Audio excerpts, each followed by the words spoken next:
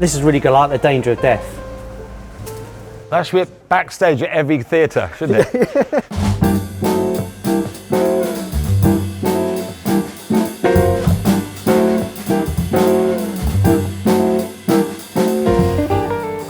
I am very excited today. I am waiting for Adam Bloom. I think he's a fantastic comedian, one of the best out there. He's got a book out about stand-up comedy, how to perform, how to write comedy, and he's really is, I would say, one of the masters of the art.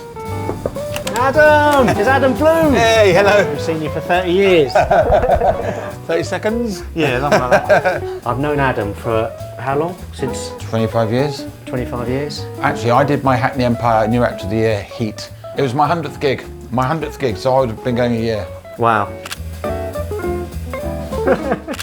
You got good teeth there. So we're talking about the 100th gig, but your first gig, do you remember your first gig? If you don't remember your first gig, you're not a proper comedian. My first gig was at the Bearcat in St Margaret's. Yeah. It was a slow start, but then it clicked in and it went really well. Really? And it was the biggest buzz in my life. I felt like I was a baseball player with these balls coming towards me, the punchlines going boom, boom. 5 minutes or 10 minutes? I ended up doing about 15, I think. Really? Yeah. Got this bright light in my face, very bright like the Bearcat. Yeah. Just pacing up and down in this, you know, like a chicken with his head cut off. I think no one was going to go, hey, flash him and get him off. I wouldn't even know what flashing meant. Flashing means, just to say to the people watching, is that you sometimes ask for a light. If you're doing 20, you ask for a light at 18. Sure. So you get a bit of a bright light on you, don't you? Yeah, I think your first ever gig, you're going to be forgiven for overrunning because you have no concept of time. When your first gig goes really well, you go, okay, I've got it. I've got that thing. And that gives you the confidence to get through your bad gigs because you go, well, I had a bad gig, but I know how good it can go. If your first gig goes badly, that takes some real confidence to get up again. Good point. The interesting thing about how the zeitgeist is at the moment is people clam up on subject matter rather than content. People used to get triggered when they felt that you might offend people. Yeah. But now people are triggered when they hear a subject matter. And that's put comedy in a very delicate place now because people are scared to mention race, they're scared to mention religion. You might have a really good line about a Muslim making a fool of you, but by the time you said the word Muslim, the audience have already panicked and stepped back. Yeah. And that means a lot of comedians are just avoiding certain topics. I feel a responsibility to keep audiences challenged and go, no, we can laugh at that. They weren't the victim of the joke. You know, subject and victim are very, very different things. I remember someone stood up at a gig, she just stood up, like stopped the gig, like that, instinctive, and just did this monologue about me. So I broke down the joke to point out that there was nothing wrong with the joke. Audiences aren't stupid. There might be one person who's triggered, but what's lovely is there's a democracy in a room, and I believe the audience has one brain. But when an audience has to decide, is that wrong? They do it in a split second. Even when you do a joke where, like, let's say the subject matter is controversial, but the audience are with you, they haven't been triggered, they're listening as one. Of course, individuals get triggered. But when you're challenged with whether you're right or wrong, the audience has won votes, like that. You know, like a flock of birds goes together. When it comes to that going, was that wrong? Generally en masse, the room just goes, vote. We are now, as a society, being told we are allowed to be very, very hurt, very, very quickly, and it's everyone else's fault. But here's the thing, you can be hurt and wrong. That hurt me. Yeah, but I said that. You misinterpreted that and that and that. Yeah. Doesn't matter, I was offended. Yeah. But the idea that fact that one can bring it up at a comedy club there and then. Stop the film. Yeah, stop the film. Yeah, totally. I'm not enjoying the films. I've said to somebody, I'm really sorry that happened in your mind, but this is what I said and this is what happens and there's the victim. So if that subject matter made you feel uncomfortable, I'm sorry. If a comedian's out to offend rather than out to challenge, then they're not a good comedian. No, I agree. The objective is connecting your ideas with people who enjoy it. Just to interrupt the programme, Adam Bloom, fantastic, really enjoying it. If you're liking it, press the like button, very, very important. And also, even more important is to subscribe. It really does help me make more programmes like this. So subscribe, like, subscribe. Back to the show. Adam's written a book about joke writing. What's it called? Finding Your Comic Genius. And you would pull a joke apart and say why that is funny. And I put it back together badly to show you why one version is better than the other, right, yeah. Which is very helpful. Yeah. When you put it apart, does that then make it not funny? But it's not. No. I mentioned this in the book. Yeah.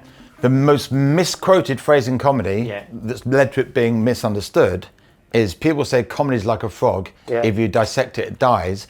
Meaning, as soon as you look at the joke, you're in danger of it not being funny anymore, right? It's not the quote. The quote was E.B. White. He said, explaining comedy is like dissecting a frog. You understand it better, but the frog dies in the process. Meaning, while discussing the joke, it's not funny anymore. But you understand it. If you understand it better, you put it back together and it's a better joke.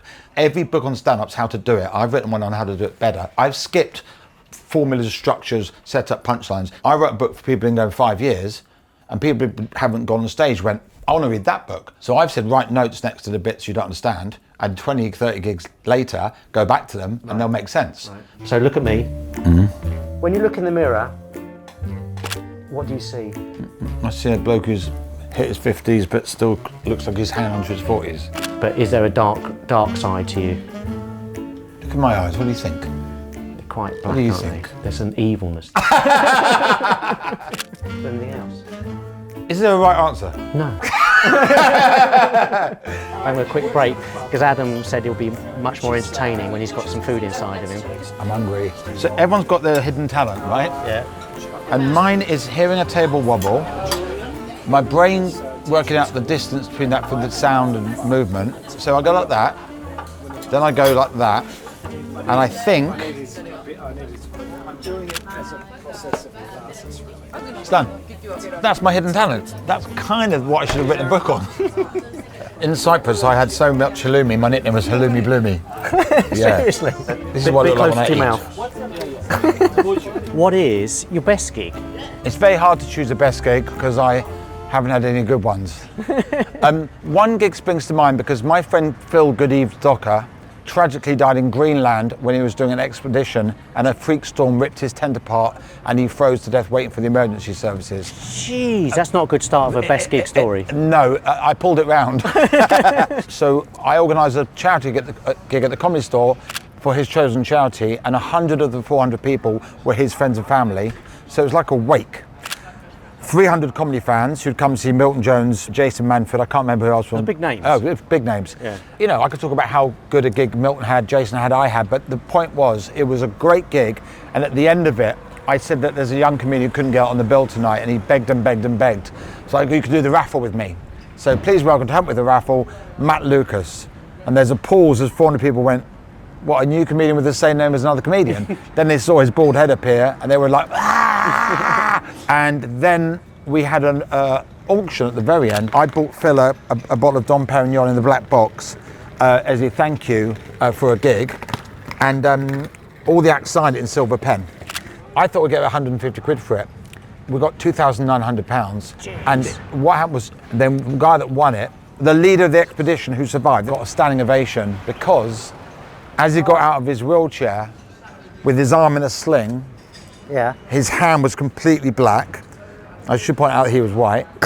And sort of stumbled onto the stage. He held the bottle of champagne. He bought it so that he could have it drink it with Phil's dad. Wow. There were 3 of them. 2 survived, 1 died. So this was way more than a gig. This was a happening. What made it everything was the family, the friends, the raffle. The night just kept getting better. It's like, how can you top that? Something special happened that night, right? Something special happened. What about your worst gig? Well, I mean, there's even more to choose from there, right? No way, not Adam Bloom. I've had a corporate gig where I've actually stood there and said, I'm not leaving till someone from the head table says I can leave. My first death. So you never forget your first time, right? You never forget your first gig. My 6th gig ever was an open spot up the creek. In the early 90s, mid-90s, it was infamous for them heckling on a Sunday night. Not only did they heckle the open spots, they'd often heckle the paid acts and boo them off. And that was compared by Malcolm Hardy, a legendary Malcolm Hardy, who sadly died 10, 15 years ago. There was the documentary crew from Reportage doing a documentary on comedy, and this was a section on heckling. They'd invited hecklers from the previous Sunday down, said to the club, who's heckling the most? Bring them down and give them free drinks. So they're getting drunk. I was a lamb to the slaughter. The other one was a double act, and one of them had a shaved head like me, looked a bit similar to me, and Malcolm made fun of him when he came off stage, and he went up to Malcolm after the show and punched him in the face. And then I rang up the next day, Jane, Malcolm's wife at the time, and she said, oh yeah, I heard it went a bit weird last night. I said, yeah, it was my first death. She went, no, when you punched my husband. And I said, I didn't. She went, people saw it. I said, I swear on my life I didn't punch your husband. Then they worked out the other guy looked like me, whatever, a similar height and build, and I was cleared. I was acquitted.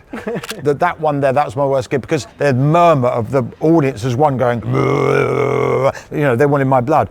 And then people start screaming Malcolm Hardy, they wanted him back on stage. When you hear the word Malcolm, when someone's on stage, you know the comedian's in trouble because they're going, Malcolm, get back on stage. So in my worst death, I still refuse to leave, which is, it's not a victory because you're actually overstaying your welcome. If you're at a party and everyone's gone, your hosts are in their nightgowns, and you'll go, that was a victory, I stayed longest. No, you didn't leave when you should have. The twiglet bowl is empty, it's just crumbs, and you're scraping, licking the bowl. So it wasn't a victory, but at the same time, looking back, I wouldn't leave, and that shows some kind of determination or lack of social awareness, whichever it is. Can I just say now, also, Adam is one of the hardest people to photograph. He's so animated, so I'm trying to get this kind of stills. Yeah, let's get some perfect stills there. Oh, he's got such a nice smile. Yeah. So, Adam, I always ask people what their favourite photograph is, and you sent me this one. Is that you and your dad? My dad was a jazz pianist. Was he? Yeah, he was resident pianist at Langhams Brasserie for 34 years. Bloody hell. Had his own band. Beryl Cook, the painter, painted my dad playing vibraphone with his band at Langhams. Yeah. My dad's smile, it just really captures his good side. We've got a bonding moment. I'm grinning. We've got very different smiles. Like I've got my teeth smile, he's got that smile, but both showing our joy of each other's company. This is really good, like The Danger of Death. That should be backstage at every theatre, shouldn't it? This is as calm as I am. This is calm Adam. So Adam Bloom, if you weren't a comedian, what would you want to be? Would you be something else? I was saying, would I be unemployed or find another job? If I wasn't a comedian, I'd be a teacher. You're communicating ideas with an audience and everyone being better off as a result. I like it, good answer. Plus, you don't get them screaming Malcolm. I'm going to do a selfie. Let's do a stand-up selfie.